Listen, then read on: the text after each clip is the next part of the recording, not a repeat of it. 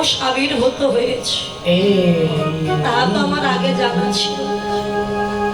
আমি গেলাম ভালো গঙ্গায় জল আনিতে, কিন্তু কেন এই গৌরূপে আমার নয়নে গেল না?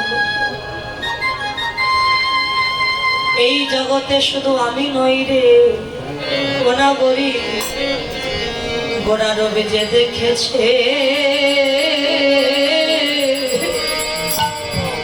আমার দুই নয়ন,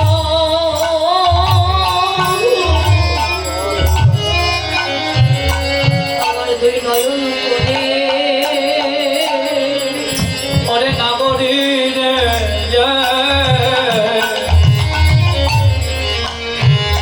আমার গোড়ার বুঝে দে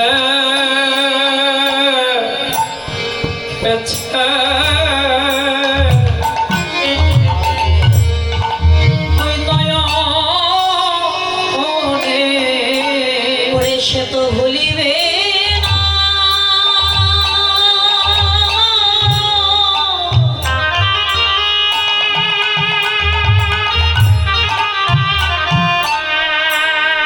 ওরে ভুলিবে না,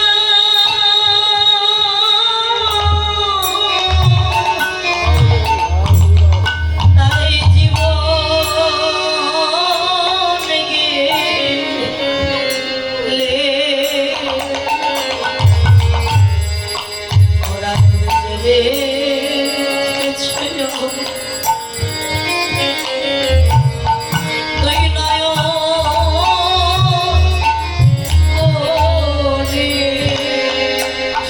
তো ভুলি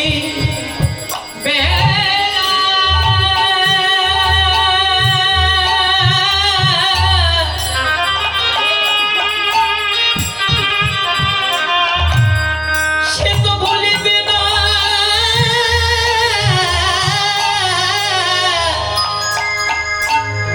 তার জীবন গেলে ওরে নাগরী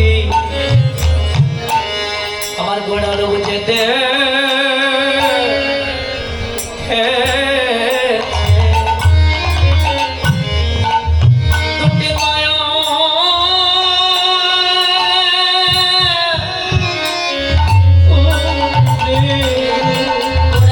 যে দেখেছে একবার নয়ন কোণে, তার তো বাস্তব জগতে আর ফাঁকা ঘরে মন বসে না। নাগরী রে, সেই ভক্ত সদাই যে পথের কাঙাল হয়ে যায়, কাঙাল হয়ে কেঁদে কেঁদে কি বলে জানি, বলে আমি কোথায় গেলে পাবো এমন গৌর ভক্তে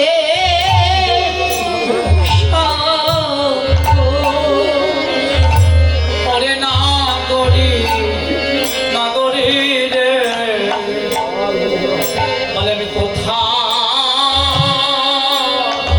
গেলে পাবো আমার গৌর ভক্তে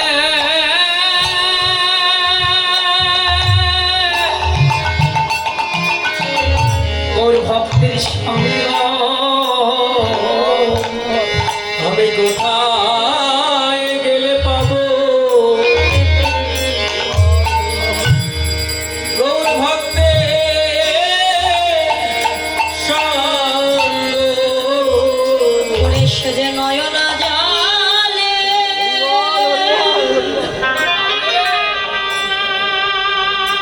নাগরী রে,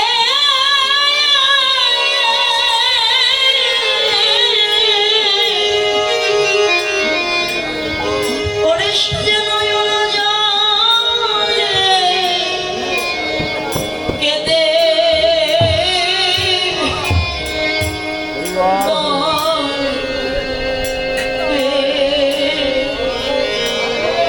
কোথায় গেলে পাবো এমন গৌর ভক্তি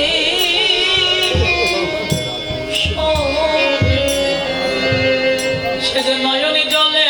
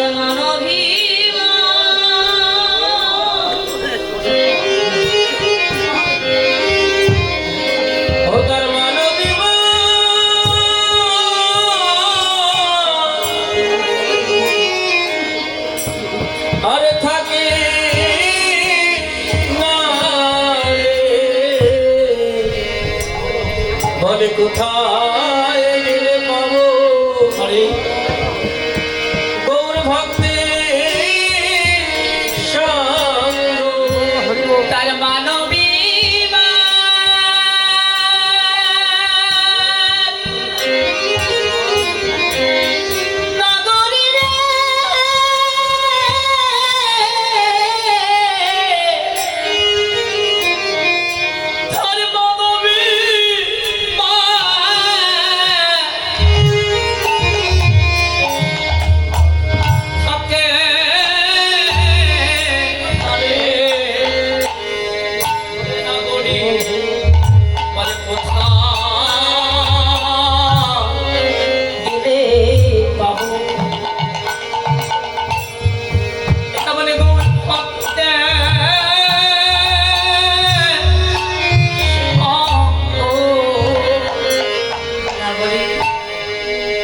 গৌরী কৃপা যার একবার হয়েছে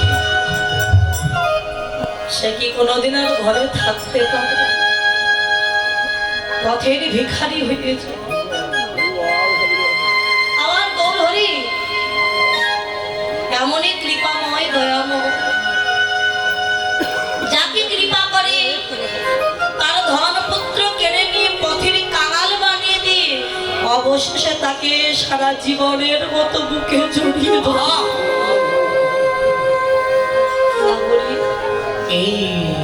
কেন গেলাম গঙ্গায় আর কেন বাবাই গৌরব আমি দর্শন করলাম? আমার গৌর হরি শুধু কলির জীবকে কৃষ্ণ নাম হরিনাম বলাইনি, গৌর হরি পশু পাখিকেও হরিনাম কৃষ্ণ নাম বলিয়েছি। নবদ্বীপ থেকে যখন বৃন্দাবনে যান গৌর হরি, জঙ্গলের পথে হিংস্র জীব জন্তু পশু পাখি, হিংস্র বাঘ সিংহ, তারা গৌরের রূপে বিভোর হয়ে তারাও হরিনাম কৃষ্ণ নাম বলে গেল।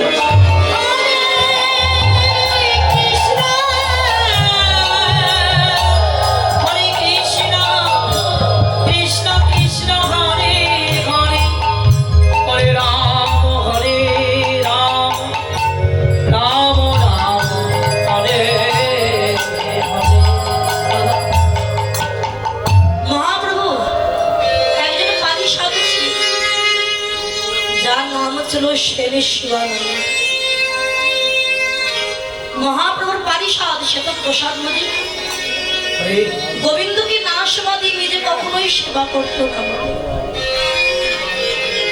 আগে মন্দিরে ভগবানের সেবা দেবে, তারপরে বাহিরে এসে দেখে যেসব ভক্ত বৈষ্ণব দাঁড়িয়ে আছে, ওই ভক্ত বৈষ্ণবদেরকে প্রসাদ দিয়ে তারপরে নিজেই প্রসাদ সেবা করে। সামনে একটা রাস্তা, আর রাস্তা দিয়ে আজকে একটা কুকুর হেঁটে যাচ্ছিল। মধ্যাহ্নকালে যখন মন্দিরে ভোগ লাগিয়েছি, এমনি প্রসাদের কিন্তু একটু অন্যরকম ঘ্রাণ ও সুবাস, কিন্তু সেটা যখন গোবিন্দ সেবায় ভোগ লাগানো হবে তখন কিন্তু একটা অন্যরকম ঘ্রাণ ও সুবাস। এই যে কীর্তন আসরে ভক্তদের সেবার আয়োজন করা হয়েছে, এই যে প্রসাদ, আপনি সেবা করতে যাবেন যেমন ভালো লাগবে, আপনি বাড়িতে তেমন করে রান্না করতে যাবেন এমন ভালো হবে। কেন? যারা রন্ধন করছেন তারা কৃষ্ণ নাম শ্রবণ করিতে করিতে রন্ধন করছে। রন্ধন করবার পরে গোবিন্দ সেবায় নিবেদন করা হলো, ভোগ হয়ে গেল, আর এই ভোগ যখন ভক্ত সেবা করলো প্রসাদ হয়ে গেল মহাপ্রসাদ। ভগবান বললেন আমি যখন সেবা করি সেটা শুধু প্রসাদ, আর আমার ভক্তগণ যখন সেবা করে মহাপ্রসাদে পরিণত হয়ে। তো মন্দিরে যখন ভোগ লাগিয়েছে ওই গান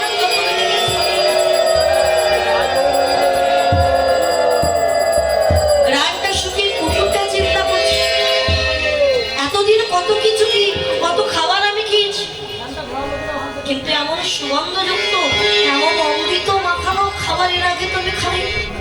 আর যার বাড়ি থেকে আসছে সেই বাড়িতেই আমি যাই।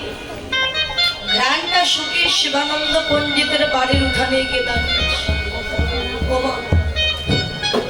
কুকুরটা দেখছে কত ভক্ত দাঁড়িয়ে চিন্তা করলো, আমি যদি এখানে কিছুক্ষণ অপেক্ষা করি আমাকেও হয়তো একটু প্রসাদ দেবে। কুকুরটা এক পাশে চুপটি করে বসে গেছে। শিবানন্দ মন্দিরে ভোগ লাগিয়ে বাহিরে এসে ভক্ত বৈষ্ণবের সেবা দিয়েছে। দেওয়ার পরে দেখছে বাবা দূরে একটা কুকুর বসে আছে। গোবিন্দের প্রসাদ সবার পাওয়ার অধিকার আছে। কুকুরটার কাছে গিয়ে বলে, কি রে প্রসাদ পেয়েছিস? কি হলো, প্রসাদ পাবি? কুকুরটা কিছু বলছে, আচ্ছা দাদা আমি দেখি। মন্দির থেকে একটু প্রসাদ এনে কলার পাতায় করে কুকুরটার সামনে দিয়েছে। ওই যে ঘ্রাণ সুগন্ধ, কুকুরটার স্থির থাকতে পারলো। আনন্দে আত্মহারা হয়ে ওই প্রসাদ সেবা করেছে। কুকুরটা সেবা করে মনে মনে চিন্তা করছে, আজ বড় শান্তি পেলাম। এতদিন কত কিছু সেবা করেছি, কিন্তু এমন অমৃত মাখানো প্রসাদ আজ এই প্রথম আমি সেবা করলাম। সেবা